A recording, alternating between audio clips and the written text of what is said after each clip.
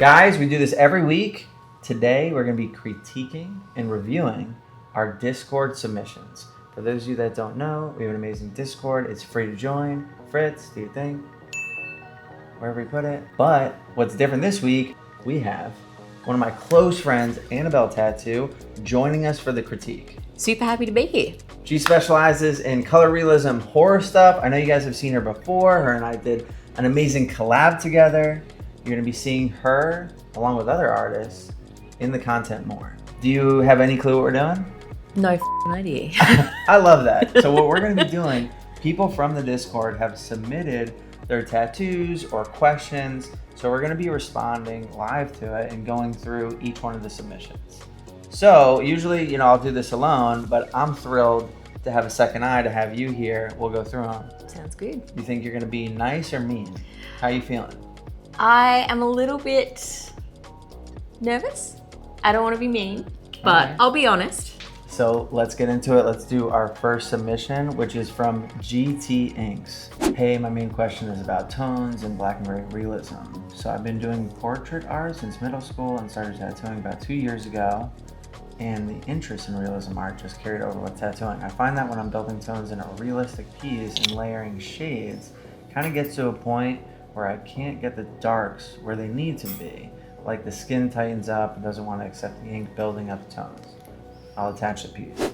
Let's take a look at the piece submitted. All right, so we got this boy. The question is in regard to building tones, but I think also describing that while building the tones, it's hard to get the dark ones because at that point the skin has been worked so much, it's hard to get them in there. I know that you're a color artist and might have a different approach. I'm curious what you think about that in regards to this piece. Well, I suppose the main thing for me would be that you need to figure out where your true blacks are and then assume that the skin tone is your lightest areas. Let's not even think about white as being a concern. Factor, That's kind of like a party trick. Like you don't rely on that at all.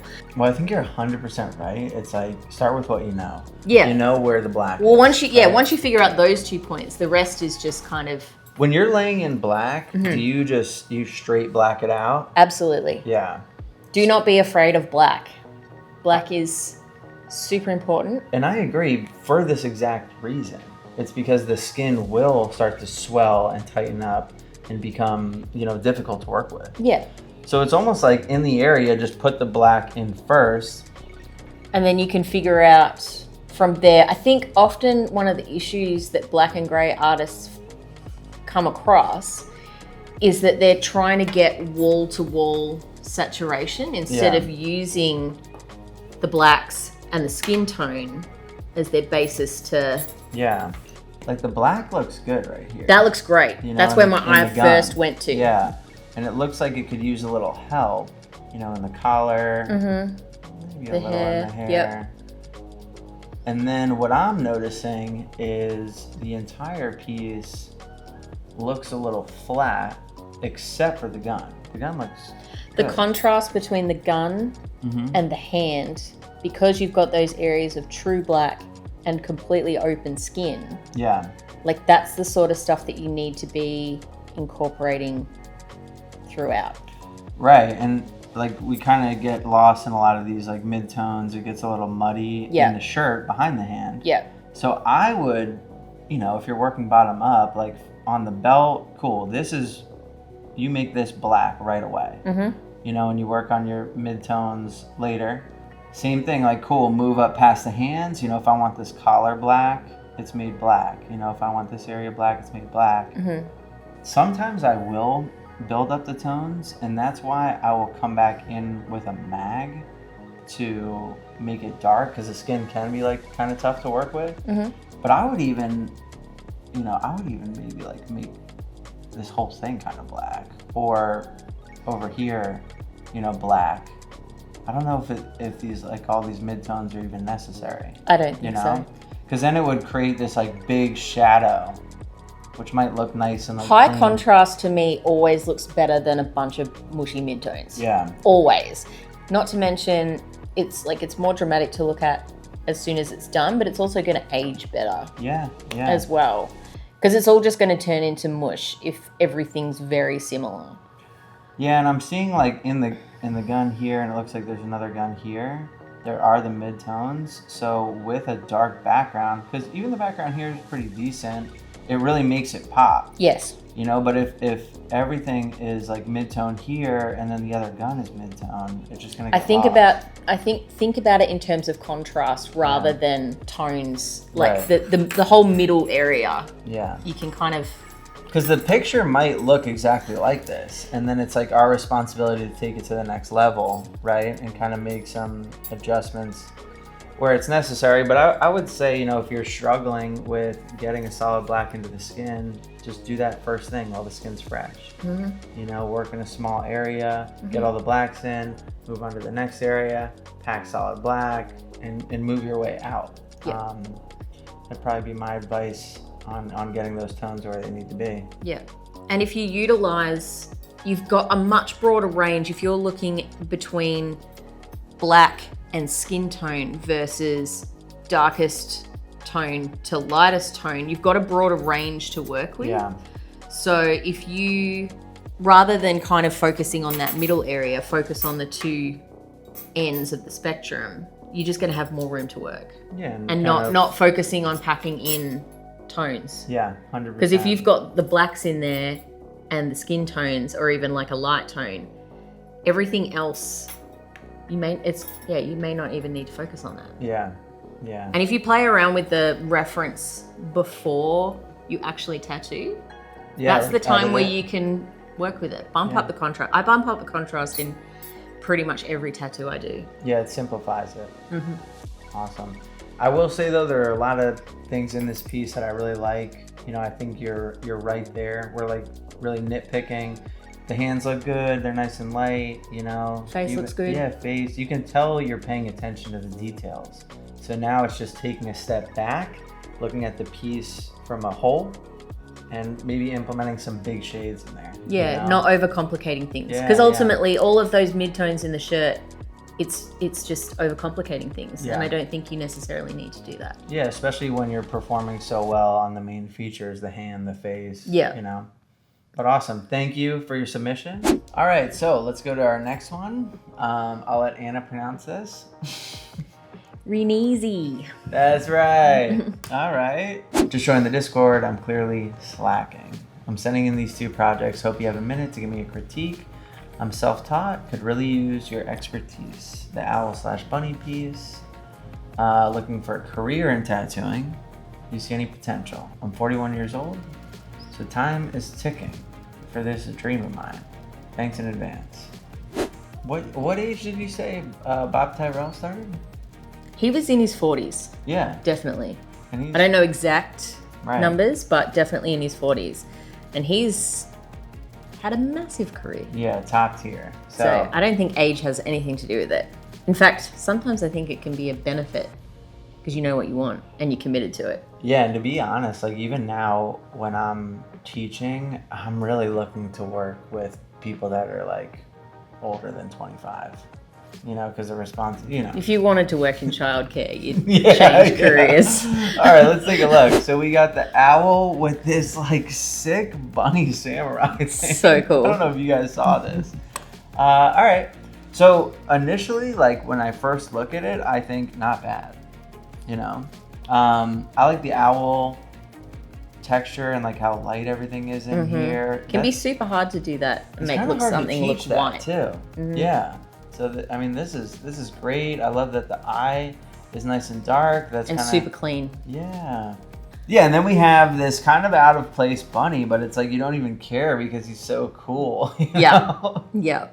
But if we're talking about like format and stuff, I don't love this like heavy black background in front. No, right? no. I think Like you could have done it here and kept it on the outside. I know you were probably like trying to use like separation, but because it's like the background. maybe is tense. softening that out a little bit more so it's not just it's almost like if you shaded something to look like a line. Like it's essentially got a line of shading around it. Because you'd kind of have to like you know. But that's okay. Yeah. You can do like all that black. Kind of makes a little Yeah. sense. But whatever. Or at least darker. Yeah, we like the bunny. Bunny's or at cool. least I do. Yeah. And I like, try to get this shine point here. Yeah. But, I think the question was, how am I doing? Do you think, it sounded like, do you think this is worth pursuing? I'm seeing talent. So, yeah, I think it could be worth spending a little bit more time thinking about composition. I think, if anything, that's probably one of the major flaws with this. Yeah. Like, technically, like, things are looking really nice. Because individually, like, they look rabbit's great, cool, owl's but cool. how they kind of interact with each other or not. Yeah. Last but not least, Tyler. Average name. That was anticlimactic. yeah, Tyler. All right, let's take a look at our submission from Tyler. So first is, and I always confuse these, a centipede? Centimillipede. Centipede. How do you know the difference? You would know. Centipedes look way more creepy.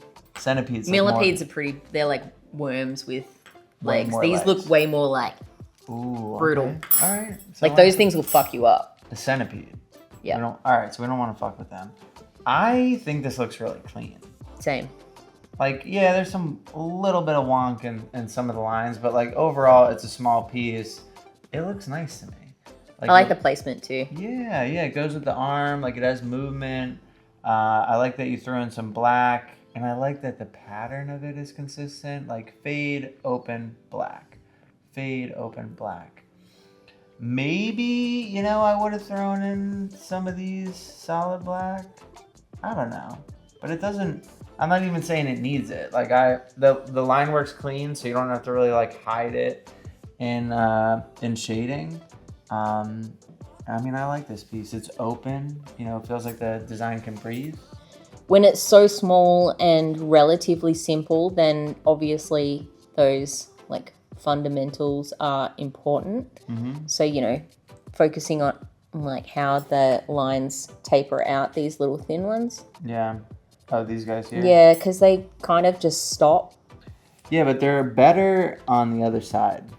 Yeah, I do wonder if the skin gets a bit stretchy around that side of the elbow, so it can be a little bit more comfortable flicking than pulling. Yeah. But listen, not bad. Like you got to get right in there. Yeah, I like for that too. Let's see what else. I think we're gonna be using Anna's specialty on these next ones. Mm-hmm. Look at that familiar face. What do we think? This is on fake skin, obviously. Yes. Or a porcelain goddess. I don't know. A square porcelain goddess. Yeah. I think overall it's getting there. It doesn't look finished to me. Yeah. This almost looks to me how you'll like block out your pieces, right? Mm-hmm. So like you're getting everything in, but it's not finished. Not finished. It's more just like making a permanent stencil. Whereas the hat looks finished, right? The hat looks great. Yeah, because it looks full. Like it has good values in there. Yep. What you wanted to be highlight is left. Highlighted. Skin tone. Yep. Which is kind of a big thing with black and gray. People will overdo the skin tone, which I think is what's going on in the face, because it's not like the whole face has all these highlights. No. Highlights are probably, around the nose, maybe on the cheek here. Yeah, so where it's kind of fading off to the back, that's where it's going back to that, it's disappearing into the distance. So you want less distinction between those darks and lights. So that's where it does become... Yeah. It needs some more midtones, which will push the face forward. My guess is the whole neck would not have highlights, because it's behind the chin. Exactly. But yeah, you did it like flawlessly in the hat. So I'm a little surprised to see the lack of that in the face. And it's fake skin, so it's not like the client's getting over it. Yeah. You need to... You think the fake skin was complaining? They had to call it early? Maybe. Yeah, it was getting a bit painful. So listen, you killed the hat. We just want to see a little bit more time in the face to identify, especially the highlights. Well, that's the important part, is the face. Like you've even the sweater, you've put kind of more time and effort into the sweater and the hat than you have in the face. Sweater looks great. So that wraps it up with our submissions. Anna, thank you so much for joining us. Welcome. And participating in the critiques and giving us your feedback. So not only mine, both of us. Hope it was helpful. But thank you guys. Really appreciate for submitting. It takes some courage, to put your artwork out there. And this is how we get better. It's definitely how I get better. Oh God, yes. I see you even do to this day. every tattoo. You're like, guys, come look at this before I call it finished. Yeah. I love that. That's Great to get opinions, second opinions, third 100%. opinions. So if you'd like to be featured, continue to submit your pieces in the Discord. If you don't know about the Discord, I don't know why, it's free. Check out the link, wherever Fritz puts it, right there. Thanks so much for watching. We will see you next week.